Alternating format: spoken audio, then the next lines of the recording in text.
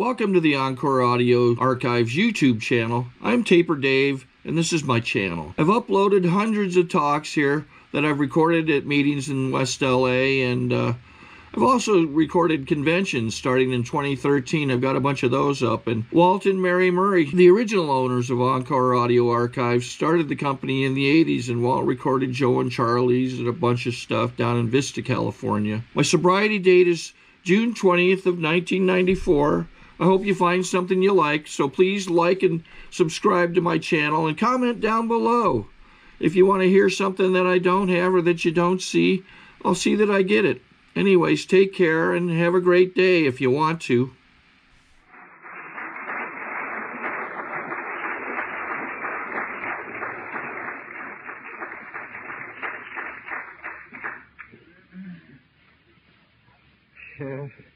I'm Bob Earll. I'm an addict and an alcoholic. For the more conservative members of your Canyon Club, I am a certified addict. I have been accepted by General Service. My story's in the Young People's Pamphlet, so you can relax. That's about all the hostility I can mount because I wasn't here when it happened. You know, it's funny because I was at home today and I was thinking, a few people called me when the whole thing happened with your Young People's meeting down here. I guess one of the reasons was that a lot of people hadn't seen me in 2 or 3 years, and 2 or 3 years ago, as a dear friend of mine, the front row well remembers, I was pretty hostile and a warrior for the young people in Alcoholics Anonymous. And I felt we had a place and that we deserved a place, and I also felt that we had a different set of problems than you had, which has got to rankle some of you right in front, right? Not that we had the answers for our problems, but that we needed to be together to share them. You know, I learned one thing over the years. This I'll steal from Gail. You can never confront your sponsor in Alcoholics Anonymous with a problem that will frighten him. You know, if he's an honest-to-God, legitimate sponsor who really cares about your well-being, if he doesn't have the answer for your specific problem, at least he will lead you to somebody who can give you that answer. But however, if you come to us with the solution to your problem, you can frighten the hell out of us. You know, I learned one thing. It's not the problem. It's after we have sat down and given it a lot of good, clear, honest thinking and have figured out how we're going to handle this problem is when disaster strikes, you see. So share with others. I'm glad to be here. I used to live in Laguna. I do remember the, days of Laguna under 40 well. We were all pretty crazy, and all but one are still sober out of that group, out of about 15.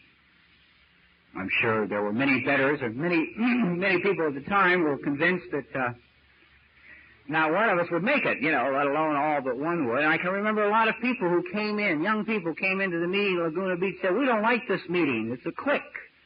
It's a clique. You can't get inside the clique, see?" And we were junkies and drunks and homosexuals and weirdos and crazy, and that was a pretty mixed up bunch of people, all of us. And the clique, interestingly enough, the only requirement for membership to the clique within the Laguna Beach under 40 at that time was don't drink or get loaded. Just don't get, that's all the requirements we had. You see, we weren't smart enough to think of extra things, that you should be a certain kind of alcoholic in order to belong. I would tell my story, but I don't really think it would do a tremendous amount of good at this meeting. God bless the guy with 25 years. It's always difficult, I find, for me as a speaker, to get up after somebody celebrates over 20 years of sobriety, especially if they sum up this 20-some-odd years of sobriety in like 3 minutes and sit down, right? And then you're expected to get up with maybe 1/3 of that amount of sobriety and take an hour, and you feel a little ridiculous, or at least I do sometimes. For the newcomer, if I was you, I'd grab that sweater, bring you $50 any place.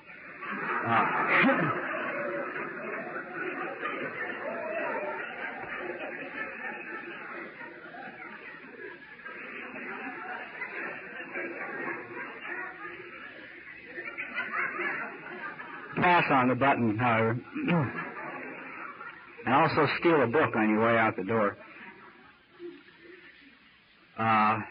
If you're a young person in Alcoholics Anonymous, my story can best be summed up by saying that if it was made by Mexicans or Indians or Orientals or pharmaceutical houses, if it could be drank, smoked, injected orally in the arm or rectally over the years, if it was available, I tried it. If I liked it, I would go to any length to try it again. That's my story.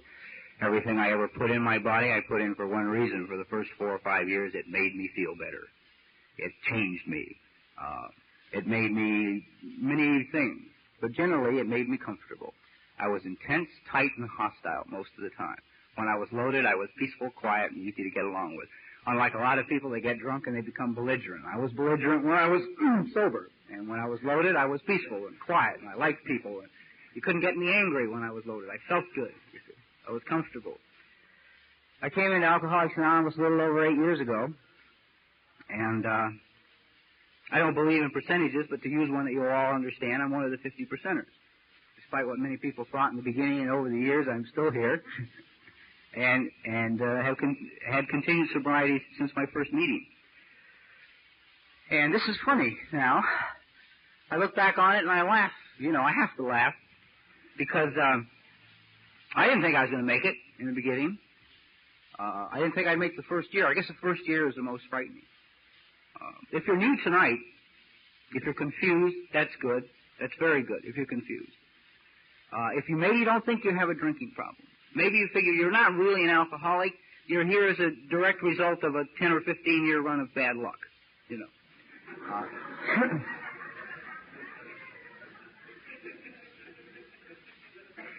If you identify with that, I would heartily suggest that you come to a few more meetings.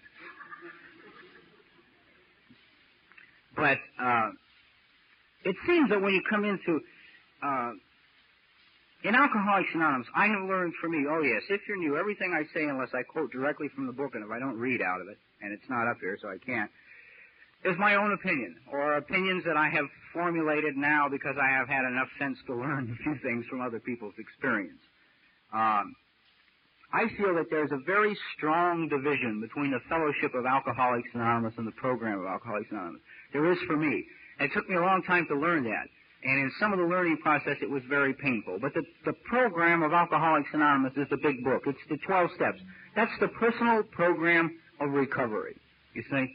And the fellowship is your meetings and your picnics and your anniversaries and your celebrations and whatever the hell. But it's where, you know, 2 or 3 or more get together. But the program is between you, I guess, and the book and God. And I can remember one of the lines in the big book I never really liked, and that's the one that says the main purpose of this book is to help you find God. And that doesn't make sense when you're new, because you're not looking for God. You're looking for a place to sit down and catch your breath, you know, for a little while, until you feel better. At least that was what I was looking for. I was very tired. If you wonder why we get here, and you manage to accumulate 20 or 25 years of drinking time, and we get here with less years on the face of the earth, we sat up one morning until 5 a.m., a whole gang of us, and we tried to figure out what one thing, what one common denominator could we find among all of us who were young members of Alcoholics Anonymous, that we had this one thing that we could hang our hat on. Now, it took us about 12 hours to come up with it, and we finally decided that we were all very tired, you see? That we arrived here absolutely, completely, totally worn out. Not necessarily on a physical deathbed, although many young people get here that way, but that we were completely worn out, that we had no more angles left to shoot, no more lies left to tell, no more people left to steal from or talk to or go to for help, that we had just flat run out of everything. And you get very tired. And you come in AA and they say, here, sit down. More or less they say that. I got sober in Pasadena, which is a very long, funny story in itself. And I won't go into that. At the time I got on the program in Pasadena, there was only one other young man there. I didn't like him, so I didn't talk to him. But they attempted to make me feel comfortable in Alcoholics Anonymous. I'm wiping off the water I spilled in case you think I'm flipping my lid up here doing this, you know. And in attempting to make me feel comfortable, you made me feel uncomfortable. You see? That there's a considerable amount of older people chronologically in years and both in sobriety in the township of Pasadena. And I looked healthy. That was one of the problems. Nobody really believed I was sick. See, I came to Alcoholics Anonymous. I was sleeping on the roof of the Barber College in Pasadena. I was wetting my pants with great regularity, but I had a hell of a suntan, you know. I'm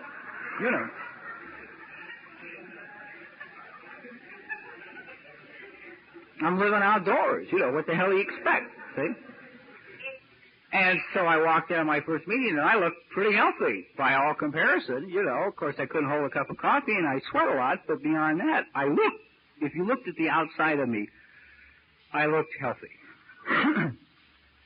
A few people attempted to make me feel comfortable, you see. First of all, I grew up in not too good section of Los Angeles. You'll never get my mother to admit to that, but it was really a bum neighborhood, you know. I spent the first 2.5 years in Alcoholics Anonymous carrying around a tremendous sack of rocks, bricks, cloths, whatever the hell you want to call it, whatever wording is comfortable with you, over all these terrible things I had done to my mother and to my father and to my family and what a rotten person I was, you see. My father died a chronic alcoholic. My mother is an extreme neurotic, quiet kind, but pretty crazy. And it took me a couple of years until I finally reached a point where now I'm willing to share 50-50 with my people the responsibility for how I turned out, you see. I no longer am willing to carry it all on my back. I'll divide it with them, a fact my mother doesn't enjoy, but it's one she's going to have to live with, you see. I don't believe she intentionally did anything that she did. My mother attempted to raise me on the streets of Los Angeles with principles that she was raised with in Golden, Colorado. It doesn't work, you know. You don't bring Golden, Colorado principles to the city of Los Angeles and attempt to raise your boy with them because there are other things going on in the neighborhood, you know. Kicking over the outhouse isn't the big thing, baby, in Los Angeles, you know.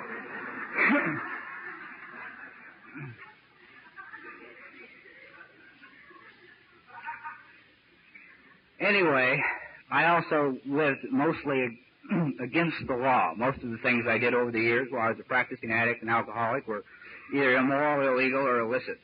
Most of them by choice. And so when I arrived at Alcoholics Anonymous and people begin smiling and they begin shaking your hands and they say, "Welcome, son, and glad to have you, and sit down and here's some coffee," the first thing, the automatic reaction, if you are like I am, is you don't trust them. You cannot possibly trust them. Because the only time in your life you have ever been this kind to another human being is when you wanted something that they had. Chances are it was money, you know, or whatever. But you wanted something they had. Otherwise, you cannot remember back into your childhood ever showing that kind of out-front friendship to anybody, you see.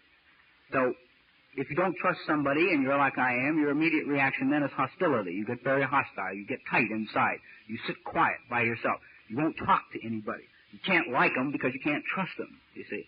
And then they start to say things to you to make you feel comfortable. And these are the things I like to talk about because I believe one of the lines in Alcoholics Anonymous now I laugh about, and it made me very angry about 1.5 years ago when it seemed to be really going strong. It was like I heard it at a number of meetings. People were saying, "Be careful what you say to the newcomer." And I thought, what the hell for? You know, I mean, why should we be careful what we say to the newcomer? Or where is the newcomer coming from? You know, what are you going to say to the newcomer? Are you going to scare him? He's probably terrified right at this minute, right? You know, are you going to tell him a dirty story? Or what are you going to say to the newcomer that could possibly drive him away if he's really whipped, if he's worn out, see, if he's really fortunate and has no place left to go? You can't frighten him. And I thought, my God, what is behind that kind of a saying? I mean, what would make somebody say, "Be careful what you say to the newcomer"? And I thought about it, and finally I decided, okay, what would make me be careful of what I would say to the newcomer? And I finally decided if I didn't want to tell him the truth about myself, that would make me say that. If I was unwilling to share with him honestly, completely, 100% across the board, what had happened to me, what I was like, and what I was like now.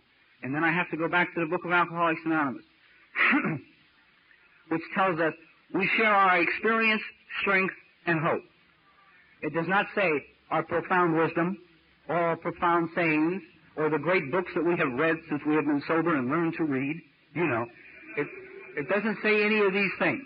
It says that you share with a new person, eyeball to eyeball, one-to-one, over a cup of coffee, your experience, strength, and hope. The experience means the truth. Experience means the truth about yourself, you see. Now, that's another, you know. But nobody tells you that in the beginning in AA. All right? The very first thing that happened to me is a little old man came up to me at my first meeting, and I went through a strange set of circumstances. Well, a lot of Eskimos took me to my first meeting. I'll talk a lot about Eskimos later. But the second man who came up to me said, I understand what it's like to be an alcoholic, and I want you to know that, and I want you to be comfortable here.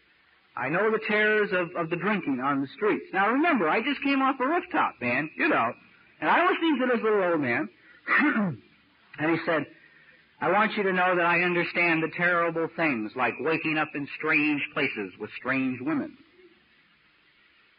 And I thought, well, I did not always wake up with girls, you know. I don't know where he drank, but where I drink, baby, anything could happen.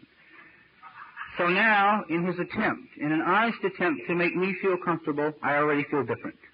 See? Right?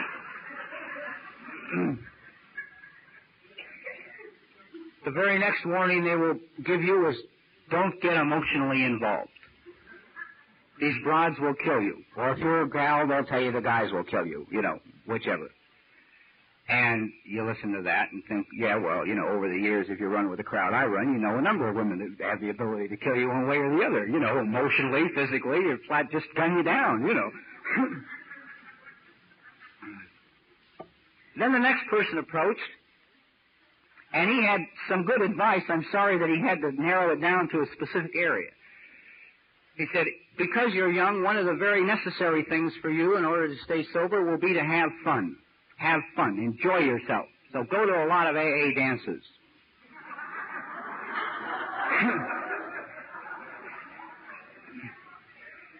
I'm not talking to any of these people. I'm not answering any of them. I'm just listening, see? And I am thinking the minute he says that, but this guy here, who just walked off, said don't get emotionally involved, see? And I know that I can't hold hands with a girl without getting emotionally involved, and you want me to go dance, you know. Now that's an impossibility, you see. I can plot an entire lifetime in 3 minutes on a dance floor, you know. Run the whole gauntlet, right through the seduction, through the altar, to the children and the station wagon and the home, you know, and all that can be accomplished in a matter of seconds if it has to be, you see. A young man on AA once said a great line, he could fall in love at the crossing, you know, downtown on a walk sign.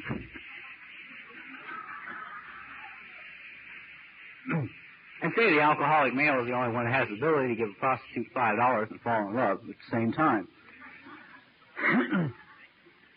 That makes you terribly uncomfortable. Go back to the fourth step.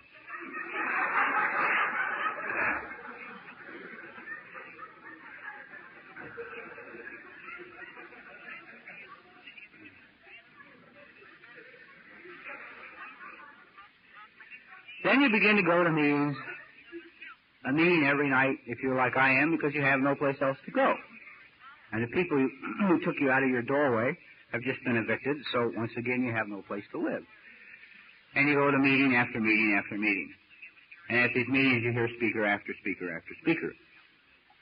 Now, what I heard, what was said to me from the podium of Alcoholics Anonymous, again, I suppose, in an attempt to make me feel welcome, to make me feel comfortable, made me uncomfortable. It made me feel different, one more time. Because the speakers that I heard in Alcoholics Anonymous, with the exception of the gal, there were two speakers at my first meeting. One of them was a gal who they had thrown out of Camarillo. They told her, quit using it as a crutch, go out on the streets and die. And I thought, yeah, her I identify with. See, I understood that sickness. But from then on, all the speakers I heard gave me the impression, now I'm not saying this is a fact, just telling you how I reacted. They gave me the impression that they came into Alcoholics Anonymous, walked into a meeting hall, sat down in a chair, and then the good fairies zinged into the room, rapped them in the head with a magic wand, and from that moment on, they never did anything wrong again as long as they lived. You see, immediately they became honest, trustworthy, loyal, faithful, you know.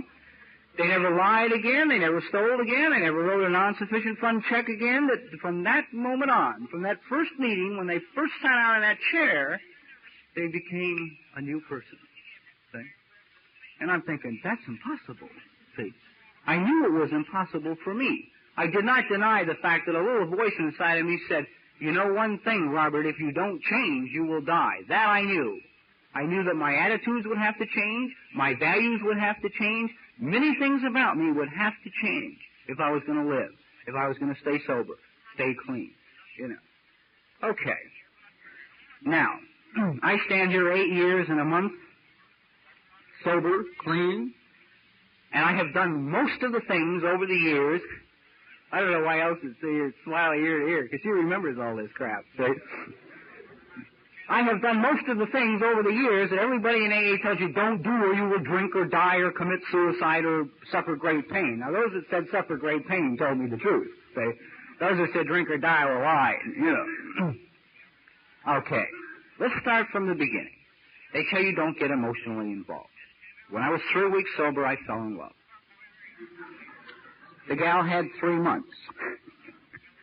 A week after we met, she had a complete nervous breakdown and landed in a private psychiatric ward of a hospital in Arcadia.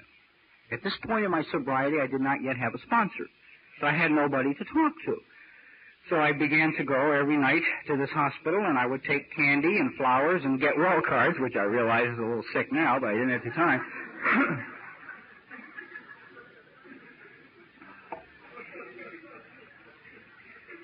And she and I would sit by the swimming pool. It was a rather exclusive nut house. And hold hands and plan the rest of our lives together with God, AA, and the 12 steps. Right? In the psycho ward. And people say, don't get emotionally involved. We're both still here. Both married to different people and very happy about that, too. You see. She summed it up better than I ever could by when she said about all we ever accomplished in the 2 years that we were together is we swapped symptoms. I came out of the relationship neurotic. That's good. The state has said I was a social psychopath. You're far more acceptable to society a neurotic than a social psychopath, you see. When you're a neurotic and someone verbally or emotionally harms you, you go sit in the corner and stick your thumb in your mouth. Society will accept that, you see. When you're a social psychopath, you open their head with a 2x4. They will not accept that. At about a month on the program, I adopted my first sponsor in Alcoholics Anonymous. I heard him talk. He was an ex-police officer and an ex-convict, and sounded pretty crazy. And I figured, okay, if he could make it on this program, I would be able to make it on this program. Maybe. Still not thoroughly convinced that I would. We sat down and we had a very long talk after the meeting. He agreed to be my sponsor. I said, well, let's go, to a meeting tomorrow night, and I have other things to tell you. And he said, all right, great. We went to a meeting the next night. I told him all these other things I had to tell him, and he drove me straight down to Orange County, and he turned me over to O.B. Cully. He said, it's time I frightened him. So he turns me over to a madman, which was what I needed. He saved my life. The first time I met this man, this is my Alcoholics Anonymous now. This is the kind that worked for me. It may not work for you, but it worked for me. He literally, physically picked me up off the ground by the collars on my shirt, sat me down in a chair, and said, all right, punk, I am now going to tell you about the program of Alcoholics Anonymous. At 5 years of sobriety, I knew he was still hostile enough to commit murder. I was convinced of that. He said, because you've lived the way you lived and you had the attitudes that you have, chances are that you will not like any of the things that it is necessary for you to do to stay sober. But you had best do these things or you will die. Here's a man that gets it down to the simple kind of logic that I understand. You do this or you die, you see. That I could compute in my head. And I'm glad he said that, you see, because he was right. Because of my attitudes, as I began to get more and more involved in Alcoholics Anonymous, I didn't like any of the things that it was required for me to do. If I told you that I did, I would be lying to you.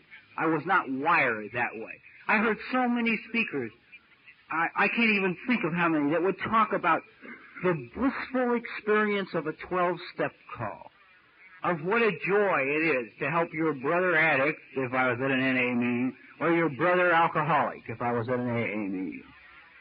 And you listen to that and you think, oh, okay, we'll do that. That's going to make me feel better. And then I find out your sponsors will play tricks on you in Alcoholics Anonymous, that it becomes fun and game times. At least they did with me. The very first 12-step call they gave me was a guy who had been around Alcoholics Anonymous for 14 years. He had never drawn a sober breath. He could recite the book from cover to cover. He knew the 12 steps inside out, and he had personally met Bill Wilson on a trip to New York.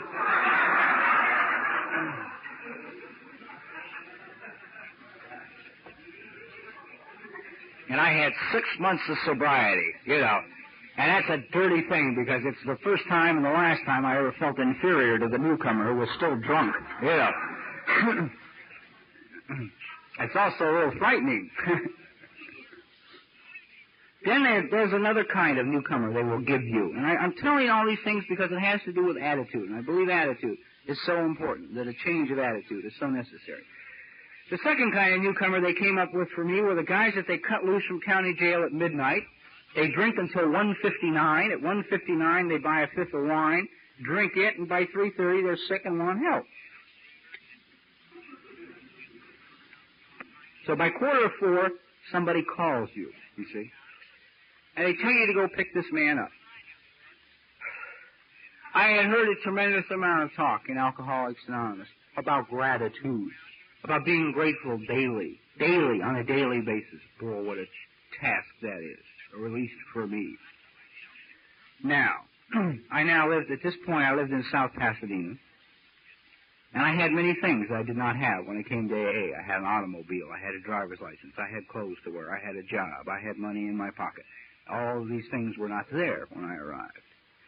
But when I would get in my car at 3:45 and begin to drive downtown, none of these things were in my mind, you see. I didn't have instant recall for gratitude. If anything, I had instant recall for hostility, you see. Because I would begin to drive downtown, the first thing I resented was the hour. The hour. It's a terrible hour. It interferes with your sleep. It may even interfere with your job. Secondly, you know he's drunk, you know he's sick, you know he's going to throw up in the car, and that's $5 at the car wash. Thirdly, you've got to put the guy in a 12-step house, that's another $5. So here it is, 4 o'clock in the morning, I'm already out $10, I don't even know the guy yet, haven't met him, and I don't like him. Okay?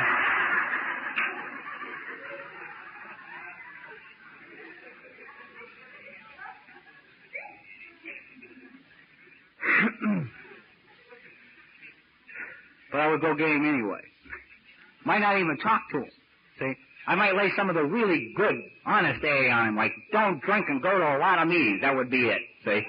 The entire extent of my dialogue between he and I would dump him in a 12-step house, and maybe I would never see him again. And a lot of you might say, oh my God, that's terrible. But the important thing is, I went and got him. See? This is what one sponsor taught me. Do it anyway. Even though you don't want to do it, go do it. It may save your life. And I can never remember the first 18 months of sobriety making a 12-step call with a good attitude. One reason, I was not yet secure enough in my own sobriety. Really, until I got to my first cake, I wasn't convinced this thing would work for me. Why? In an attempt to make you comfortable in Alcoholics Anonymous, speakers will say things like the program doesn't take much of a man, but it takes all you have to give. Now, possibly if you're 40 years of age, you have a profession or a trade or a college education. At one point in your life, you managed to put together a few successful years before the bottom fell out. You might be able to tell yourself that, okay, you can put in the same kind of intelligence, energy, and concentration into this program, Alcoholics Anonymous, that you put into getting your degree or your trade or your profession or whatever it is. But when you're 26 years of age, The extent of your formal education is the 10th grade because they threw you out of manual arts. You have never put anything together in your life. You have been an apprentice in 13 different kinds of trades and never completed one apprenticeship program. You know, you don't feel too secure with the knowledge that it takes, you know, all you got, see? Because you put all you got into everything you ever did, and most of the time it led you straight to jail, you know. Do not pass go, baby. Just, and you sit there and you think, maybe it won't work for me. Pardon me. Another thing in Alcoholics Anonymous that I learned the hard way, and I guess still to me, one of the biggest reliefs of my life was when I finally reached a point in Alcoholics Anonymous where it was no longer necessary to react to the expression on somebody's face. I found out now how many years and how many hours and how many days I wasted reacting to the expression on somebody's face. The boss comes in the morning, he's sneering, and automatically you know it's you, and you're on your way out. You know, there's no hope. See, I never stopped to consider he might have gas, you know,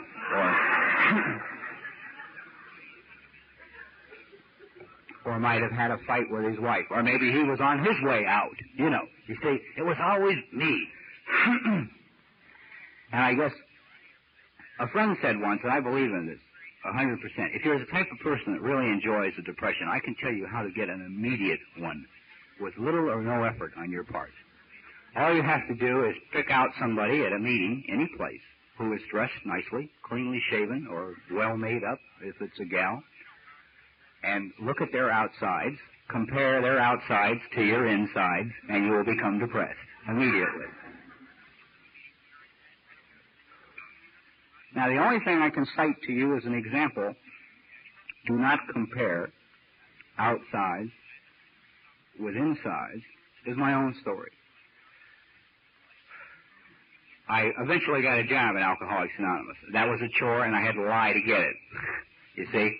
Eventually, I had to tell the company the truth. But originally, after 100 and some odd applications, I went back to my sponsor, and I said, I am being entirely, rigorously honest, and they are not hiring me. You know, because when it said, on every application, it says, have you ever been arrested? And you put yes, and then it says, if you put yes, if so, please explain, you see. And I would explain, and I would get an additional sheet of paper, and I would continue to explain.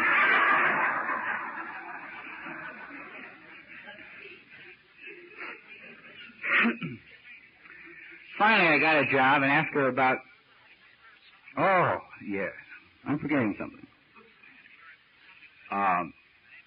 When I looked back a couple years ago, I guess it was, 2-3 years ago, over my at that time, 5 years in Alcoholics Anonymous, I tried to figure out, why in the hell did I screw up so badly so much of the time? Why was it that everything I tried to do sober was wrong, you know? And it would backfire on me, and I would either get fried physically or emotionally or financially, but somehow I would get fried as a direct result of the things that I did sober. And a gal on TV one night who used to be the head of the women's city jail in the city of New York was asked about rehabilitation. The man said to her, what do you do about rehabilitation in the jail? And she looked at this man and she said, we get most of these girls between the ages of 18 and 35. And they have between 18 and 35 years of crippling. And I get them for a year. And you cannot undo 18 to 35 years of crippling in 1 year. And I thought, my God, that's our story in Alcoholics Anonymous. I arrived at Alcoholics Anonymous after 26 years of crippling. And you do not undo it in 1 year, or 2 years, or 3 years. There was no big fairy wrap me in the head anyway, baby, and turn me into a superhuman being at my first meeting of AA. And I realize now I came to Alcoholics Anonymous like a computer, programmed, conditioned. I had certain ways of reacting to certain people in certain situations. I had somebody from up above been watching me go through this 26 years prior to Alcoholics Anonymous. I realize now, and only as a result of the fourth step of AA, they could have predicted my next move. sober. They could have predicted my next move. The only thing that happened was there was no more chemicals in my life, but I was programmed. I would react certain ways. Everyone tells you about being rigorously honest, sober. Let me tell you about a few of the things that I have done sober, without any planning at all. No scheming or manipulation on my part, just simple things. At 17 months of sobriety, I defrauded an insurance company for $250. You say, oh my God. It was easy. It was like one of those things you dream about when you're on the streets running, you know. A man put two pieces of paper in front of me, and the only thing that was required from me was my signature. If I signed these two pieces of paper, I would receive a check from this insurance company for $250. Now, I would sign, once there was a time when I was on the streets, I would sign absolutely anybody's name to anything to achieve money. In fact, payroll checks was one of my better games. I am conditioned to sign the papers. And I signed the papers. And somewhere between 7 and 10 days later, I got a $250 check in the mail from this insurance company, and I spent it. 17 months sober. And I enjoyed it. And I enjoyed spending the money. And I didn't feel bad. And I did not feel guilty. And I was not looking over my shoulder in AA meetings. Everything went fine until my wife blew the whistle on me to my sponsor, you see. And he waited for an opportune time. And he picked a Saturday night in a family restaurant in Santa Ana with about 40 people there. This man had a voice loud enough that I have seen him turn the microphone aside in an auditorium of 1,000 people because he didn't need it. Halfway through dinner in this restaurant, the man looked at me and said in not his softest voice, "You have got to be one of the rottenest, dirtiest, low-down kinds of punks that have ever lived. Anyone who could defraud an insurance company on their sick child's insurance should be taken out and hung." Now, 40 people have turned around to see who would defraud an insurance company. You see. Now I feel bad. I feel guilty, you see. And tremendously uncomfortable. And it became necessary to rapidly pay back the $250 to the insurance company so I could sleep. At about 19 months of sobriety, someone said at a meeting one night that we, the alcoholic, or many of us, have a tremendous,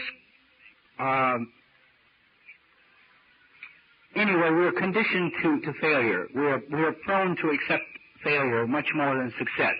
That we're programmed to fail, and that we have programmed ourselves to do this, and to look upon ourselves with the eyes of God, and to feel that we are better people, and to approach life that way. And so at 19 months of sobriety, I gave this a lot of serious thought, and I decided they were right. I was selling myself short. The company I was working for did not appreciate me or my abilities or my intelligence or anything else.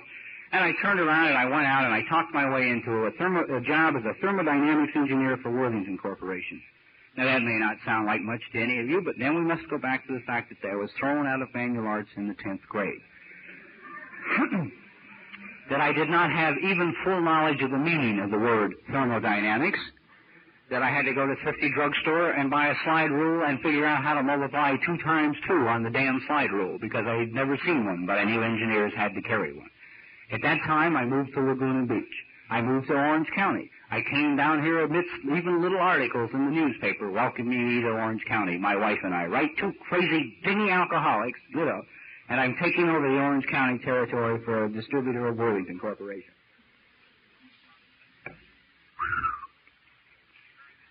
Okay. I lasted 8 months, which is some kind of wild, unbelievable miracle in itself, which shows you how smart plant engineers are, right? If you can pull that number off. For 8 months, there's a lot of people who are very absorbed in themselves.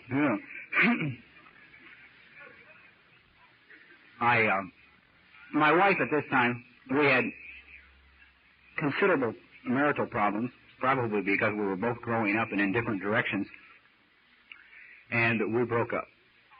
And I'm now approaching my 2nd birthday in Alcoholics Anonymous. And if you looked at my outside life at this time, you would have to say, There is a very typical success story of a young man in Alcoholics Anonymous. I had a nice little apartment in South Laguna Beach. I had nice clothes. I drove a new car. I was a thermodynamics engineer. I had a very full calendar. I was speaking 3 and 4 nights a week all over Southern California in AA. I was elected to the board of directors of the Canyon Club in Laguna Beach. I was made secretary of this dearly beloved entrenched Wednesday night speakers meeting in Laguna Beach. I lasted 2 weeks before I cracked up. But anyway, it's like all of these great things are coming my way because you see everybody around me is looking at this outside image and saying, my God, he's well. You see? But there are a few things going on that people are not fully aware of. Let me put it that way. First of all, once you have presented this type of image outwardly to people, and they accept it, they help you keep it in Alcoholics Anonymous. In fact, if you give them an opportunity, they will kill you with it in Alcoholics Anonymous.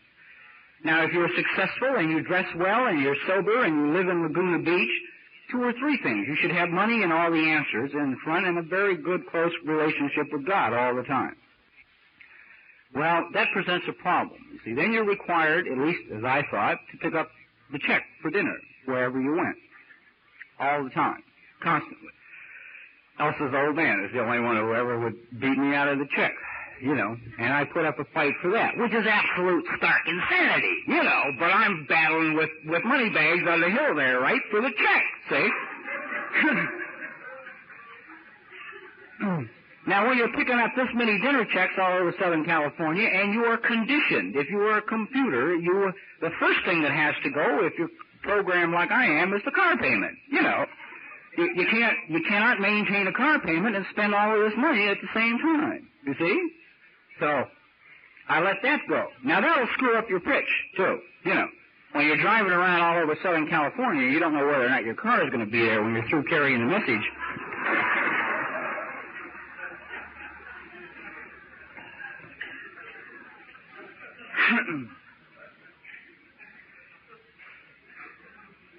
Being considerably short of money, one of the most natural things for a forger to do is to write checks. That's as instinctive as breathing, you see. And at this specific time in Alcoholics Anonymous, they put on the first young people's meeting in the Roundup at Palm Springs, and I was privileged to be one of the speakers there. But in order to stay over in Palm Springs and to enjoy the entire Roundup, it was necessary for me to lay a $75 bad check on the motel in Palm Springs, you see. And yet carry the message of Alcoholics Anonymous. Tell you how to be honest. Now, I'm just trying to point out to you how ridiculous it is to compare your insides to somebody else's outsides, you see, because my outsides, to all appearances, I had it made. I really had it made. And that will foul your talk when you're trying to figure how to cover a $75 check on Monday and you don't have any money, you know. My sponsor wouldn't even stay to listen, and he didn't even know about the check. Eventually, also around this time in Alcoholics Anonymous, I began to give God some serious consideration. First of all, because now by this time I have been sober and clean for over 2 years, and I can write that off to no other thing than a power greater than I. Yeah, I couldn't chalk it up to my intelligence or my endurance or my ability or my dedication to AA or anything other than a power greater than myself was the only way I could explain away these 2 years of sobriety. And I would listen to the people in Alcoholics Anonymous, and they would talk about going home and praying to this God and asking for things and getting these prayers answered and about having a working relation with God, and on and on and on. And I would take all of this and I would go home. But when I would get home by myself, alone, and I would seriously begin to consider praying to this God, a little voice inside of me would say, forget it, baby. He wants nothing to do with you. Hang on, go to a lot of meetings, stay active, and if you're hurt bad, chew on the edge of the table. You know, that was about the spiritual message that I was getting from inside of me. At this time, a man told a story from the podium in AA that began to give me some insight into God that works for me. Pardon me. It was a very simple story. It's about two men drinking in a bar in Alaska. One is an atheist and the other is a very religious man. The conversation naturally swings around to God. The atheist looks at this religious man. He says, I don't believe in your God. The religious man says, why not? The atheist said, well, I gave your God a chance to prove himself to me once, and he didn't do it. And the religious man says, in what manner did you give God a chance to prove himself? He says, well, about 6 months ago, I was lost 150 miles north of town in a blizzard. And I knelt down in the snow, and I looked at the sky. I said, God, if there is one, I'm lost, and I'm going to die. And the religious man looks at him, and he smiles this very knowing smile. He says, why, you must believe. You're here. The atheist says, nah, some goddamn Eskimo came along, showed me the way back to town.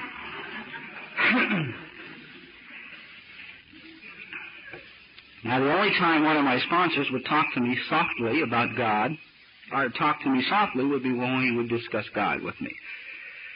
And he would tell me that inside of me was the kingdom, and until I found that kingdom, first stripped the garbage away through the 4th, 5th, 6th, and 7th steps of Alcoholics Anonymous, got all the garbage out of the way, found the kingdom, anything I would put together in my outside life would fall apart. That was guaranteed me. So now I start to look for Eskimos. I can accept Eskimos because I never called AA. I got here as a direct result of Eskimos. I was sleeping in the doorway on Fair Oaks Boulevard in Pasadena, and a guy who owed me a tremendous amount of money came by, took me out of the doorway, took me to his apartment, and a girl 2 doors down the hall went to AA.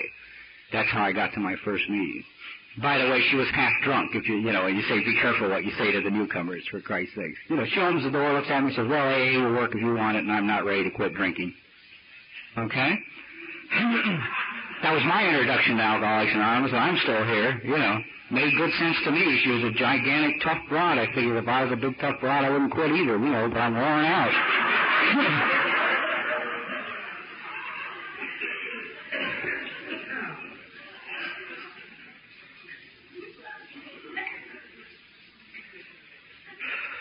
So at this point, again, at around 2 years, after having spent 5 days locked in my apartment in South Laguna in total fear, and an interesting thing, as long as I always like to hear people say from the podium that people have helped them. And although this could be heresy in Laguna Beach, many times while I lived in Laguna, I would go up and I would talk with Chuck and Nelson. And two things. First of all, I never could understand why they would allow me in the house, because I didn't feel I had anything to give. But I never really got any help at all from Chuck. Never. Nothing he ever said made any sense. Ever. And Nelson knew it. She used to laugh. Now, her I got straight answers from, but he takes too long. And he goes clear around, out like this, and back to the point, When you're 28 years old, 2 years sober and dying, you want it now. You don't want to wait, man, for all this, So I learned to just skirt him and go straight to her, and, I learned a few things anyway. And at this point, while all of this is happening in my life, after I had cracked up, I had run away from Laguna Beach, I had turned in the books for this meeting, quit, resigned the board of directors, well, the club had burned down anyway, so it was pretty easy to resign from the board of directors. And I moved up to Santa Monica. And I sat down and I examined the knowledge that I had put together this 2 years and 2 months or 3 months or however long it was in Alcoholics Anonymous. And I figured there was 3 or 4 things I now knew for sure. First of all, I knew God was keeping me clean and keeping me sober. I could not deny that, so I accepted that. Secondly, I knew that there was 2 distinct areas of my life that God didn't want anything to do with. Girls, and employment. I figured, what does God care who I sleep with as long as I don't intentionally harm anybody? That's the way I read the message in the book. I don't know how you read it, And what does God care where I work? So these 2 areas I must figure out for myself. And if you stop and think right now for a minute, how many times do you tell yourself in a given day, as soon as I take care of the situation, God, I'll get down to a little meditation? Right? You're going to straighten it out for yourself, then we'll talk to God. Let me tell you the humor of that statement, baby. And the third thing I know, or the fourth thing, is that there's a little group of people in Alcoholics Anonymous spread out all over Southern California who have, as far as I can tell, somewhere in the book of Alcoholics Anonymous, they have found some kind of a magic phrase, that somewhere in the big book there is either a sentence or a paragraph that has got some secret formula in it. Because these people are very happy, and they're very comfortable, and they enjoy life, and you can tell it by being in the same room with them. You can just feel it. They feel good, and you know they feel good. Shaking hands with them can make you feel better even when you don't want to feel better. You know, right? You know these kind of people. They seem to be financially successful. They seem to have successful home lives. They seem to have successful relationships with other people, interpersonal relationships with other people. Their lives seem to be well-rounded and full and happy. And so I decided, okay, now these are the things I know. God is keeping me clean and sober. He doesn't care who I sleep with, where I work, and it's somewhere in the big book of Alcoholics Anonymous is a magic phrase, and I had better find it because I'm getting tired again. 2 years and 2 months.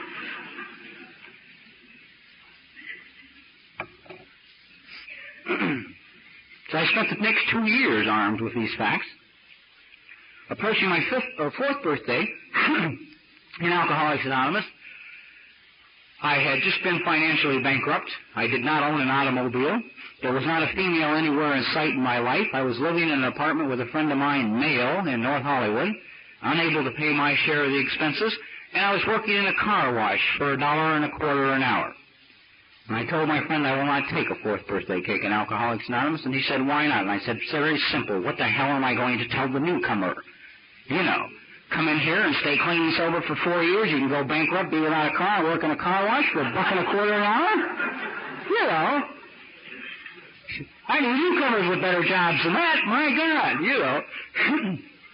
This is my story is what Bob means, which he says emotionally, it is a story of many, many young people. You see, there is a separation. I believe young people's meetings are absolutely necessary so that we can share our experiences today.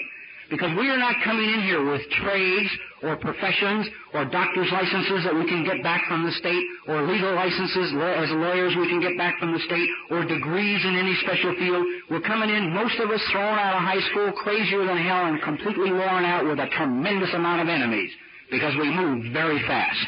You see? And although we must go to the older, wiser people in Alcoholics Anonymous many times for the answer, we need to hear other people at a meeting on that day that also have been fired sober, you see, or who are also drawing unemployment sober, or who also hung 4 or 5 checks last week sober and they're trying to figure out how to cover it. I also don't want answers from anybody in Alcoholics Anonymous who has not had the experience. I believe that if you do this to a member, you are cheating them. Because our book says our experience. If you haven't had the experience, take them to somebody who has had the experience. I don't want somebody instructing me on how to pick up my bad checks who didn't write a few himself when he was sober. Because he cannot possibly understand what is going on in my guts. And he can do no more than make me feel different in trying to help me. I have learned that the experience, the truth about the things that have happened to you, is all you've got in this program. Okay.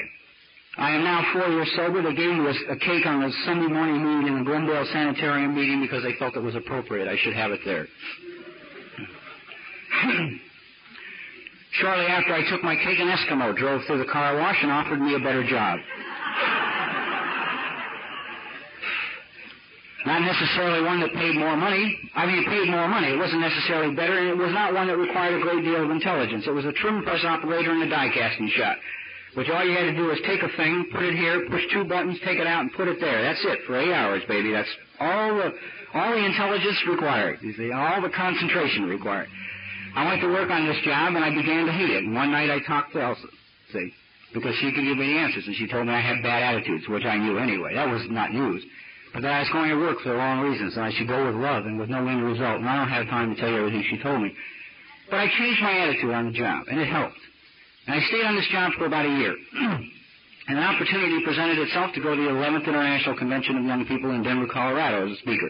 This time I could afford it. It was no longer necessary to hang any paper. If you're young and you have trouble with money, let me tell you what it finally became necessary for me to do. And it took me 4 years to learn this. I had to set up everything in my life and pay it weekly. That was the only way I could handle it. Because, if you're running the streets and you're used to stealing money here and spending it here, it's impossible to keep the goddamn rent for a month. You see? I never could put a month's worth of money together. So I had to set my utility bills, my rent, my back child support, everything up, and I paid it all weekly. So if you're having trouble, try it, man. It works like a charm. You know, you just take the check down, get the money order, send them off, and you'll feel better, you know. Anyway, I got back to Denver, and I was there about a week, and there were 6 of us. We got ready to come home. And as we were leaving the clubhouse on York Street, or wherever it is there in Denver, we turned around the corner, and the tie rod on the car snapped. Now, it was a brand-new Dodge. There was really no reason for the tie rod to snap, except I since found out that an Eskimo dropped it off the jack at the gas station in Bennett, and it snapped. For you girls, if the tie rod on your car snaps, you have between 10 and 12 feet of driving left, and it's all over. That's it. So we went down, and we turned the corner and stopped the car. And a man and his wife pulled right in behind us. A nice-looking man, about 45 years of age, very pleasant. Charlie Snowshoes, man. The kind of guy I had learned to dislike in Alcoholics Anonymous. He looked like he never really drank that much. It never really got that bad. He came to AA and has been better ever since, see?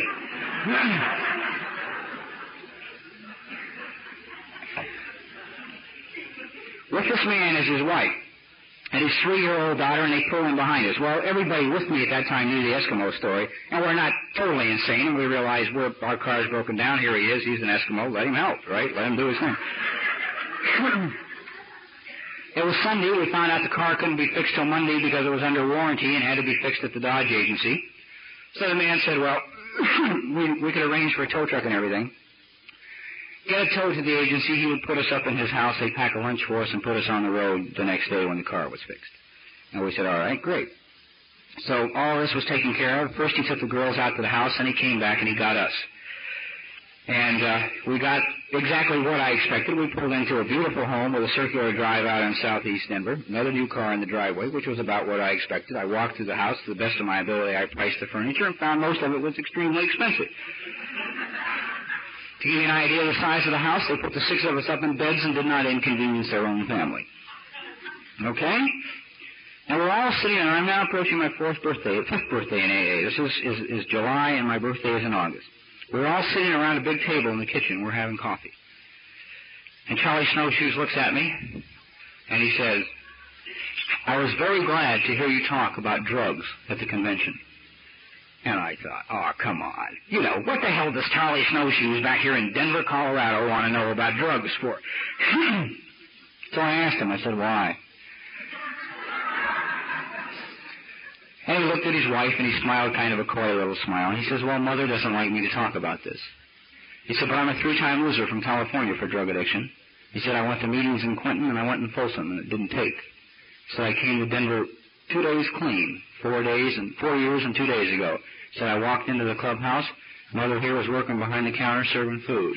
He said, I remembered what the people in AA had said, that if you want what we have and are willing to go to any length to get it. He said, I wanted what that woman had, and I believed that with her I would be able to stay clean and make it. Ha ha. Now, my mind is working like a computer, you see, because I know, first of all, there are a number of things. In front, he's got less time on the program than I have. That's number one. Number 2, nobody anywhere in the world will give a 3-time felon junkie a job good enough to make enough money to live the way he's living, see?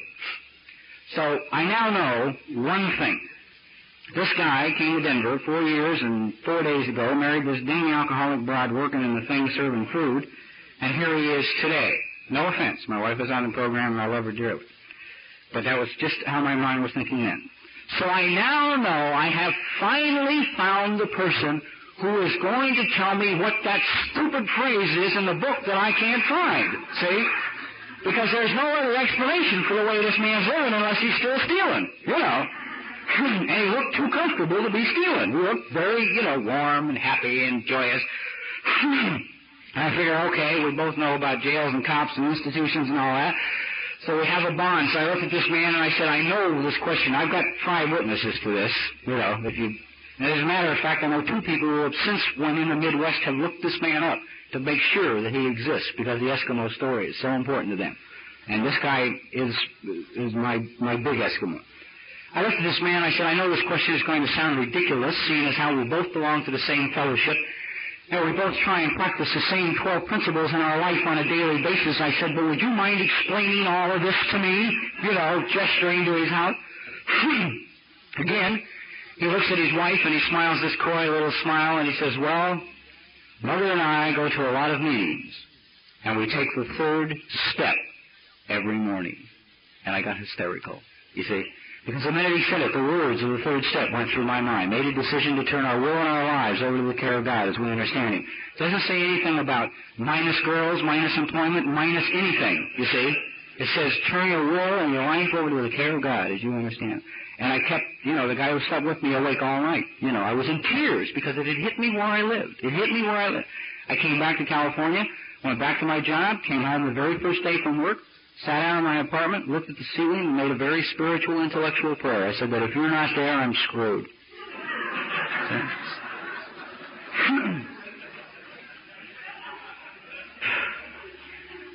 Because I realized if there was not this God there, if there was no power, if He could not completely take control of everything in my life, I would not make it.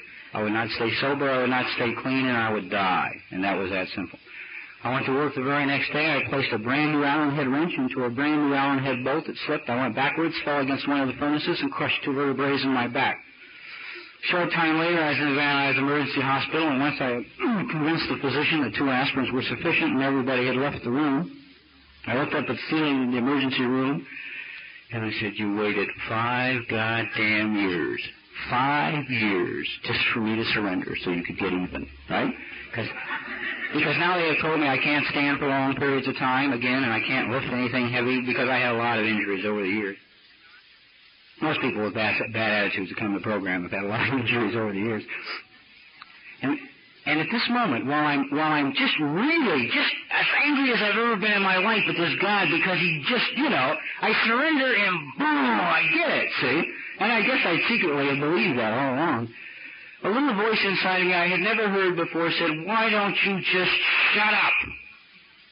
And I thought, okay, yeah, I'm tired. I will shut up. And I shut up. And I went about doing the things I was supposed to do. I made arrangements for my disability, and I applied to the state of California for vocational rehabilitation. All this is going on. I'm like now 5 years sober. And that was in July and October. My wife and I got married. In December of that year, I've got to make it fast now. One of the things one of my sponsors had told me, I've had 5, because I keep seeking the truth, was that inside of me, somewhere, was something that I wanted to do more than anything in the world. And until I cleaned out the garbage and found the kingdom, not only would I never attempt this, I would never tell anybody about it because I would be thoroughly convinced that I would fail at it. So in December of that year, I looked at my wife and I said, I finally decided what I want to do. I want to be a writer. And she took it pretty good. I mean, considering she's neurotic and alcoholic and a member of the program and all of these things, and that there's no logical reasoning behind it. This is like me, again, saying I want to be a thermodynamics engineer for Worthington Corporation. You see? I have a 10th grade education. I can't spell. I failed English ever since the 4th grade, and I have absolutely no self-discipline at all. But inside of me, this new thing that I had begun to, this little yardstick or pulse or whatever it is that I had begun to live by, said, try it. So she said, okay. So I tried it. And to sum the story up, I enrolled in a writing school, like the next day. I wrote a story. I didn't like it. I put it on the shelf. I wrote a second story. I submitted it to a studio. Then I did my first assignment for the writing school. They bought the story that I submitted to the studio. I completed my 4th show for these guys, who, interestingly enough, are considered 2 of the dirtiest bastards in the business, which I have to laugh at now. Because they have taken me and cradled me and held me and led me along and taught me about writing and let me do things that nobody in their right mind would let a brand new writer with no experience do. So to sum it up briefly, for the last 3 years, we have lived well. I have supported my family as a writer. I will probably continue to write, you see. This is where I'm at today. And I'm feeling good today. And our lives are great. And right now I'm going through a change in the writing thing, which I don't have time to talk about. But it's like, everything is good where I'm a responsible member of my community. And all the rest of that crap I used to hear from the podium. It used to really bug me, But I pay my taxes. I think I do an excellent job of raising my stepchildren. I teach them violence is bad and that love is good, et cetera, et cetera, et cetera, and on and on and on. All right. Here is how it sums up for me, you see. Somewhere, some great man wrote that we must storm the kingdom of heaven. We must storm it. All right. I believe that unless you come, this is only my own opinion, unless you come to Alcoholics Anonymous on a physical deathbed, the first surrender you make is you surrender the chemicals, the alcohol, the drugs, etc., to AA, to the fellowship, to the program, and maybe to this God that you don't understand. You surrender that. And then you go out and you attempt to live. You see? You attempt to live. Conditioned to live a certain way. Conditioned to react a certain way. So what did AA do for me up to this point? By going to a lot of meetings, by not drinking and not using drugs, just plain not getting stoned in any way, and by going out there and attempting to live the best way I knew how, and coming back to Alcoholics Anonymous to charge the batteries night after night, day after day, meeting after meeting, eventually I beat myself into the ground to where I was approaching my 5th birthday in Alcoholics Anonymous, and once again I was completely and totally worn out. As tired as I was when I came to my first meeting. And I was tired from lying, from shooting angles, from figuring things out, from working on having end results all over that I was trying to achieve, from planning and plotting my life, you see. So it took me 5 years. AA allowed me the right to go out there and try. And the people who loved me, even when I screwed up by the numbers, continued to love me, and they were few and far between. And God bless Elsie, because she was one of them. And there were times in Alcoholics Anonymous when people would not talk to me. I can't go into that, but I used to be very hostile. Anyway, so AA gave me this. It let me go out there, and it let me try to learn how to live. And by doing so, I beat myself into the ground, and it became necessary to make a second surrender, a spiritual surrender, to throw in the towel on my life.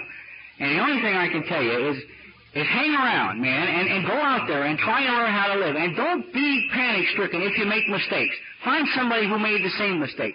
Go to meetings where people talk about screwing up sober. Listen to them, because maybe they just did the same thing last month you did today. And it won't make you feel unwanted or different. And if you go out there and you try and live and you do these things, and eventually you beat yourself into the ground, and it becomes necessary for you to make a second surrender, and it works out as well as for you as it has for me, we are all going to have a ball. God bless you.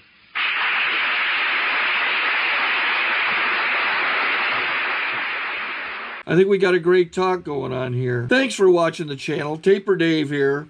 Just curious, do you think this is better than Zoom? Okay, this is how I prepare my drone for launching. I like to do it inside the cab of my truck so I'm not standing outside in the weather. To install the joysticks for control, up and down, right and left, powered on. I have an Android phone that I use to connect it to the drone with. And it's actually controlled through the iPhone, through an app. Oops, wrong way. It's actually controlled through the iPhone, or through this Android phone, through the app. It's actually controlled through the Android phone, through an app, and you connect it through this short connection right here.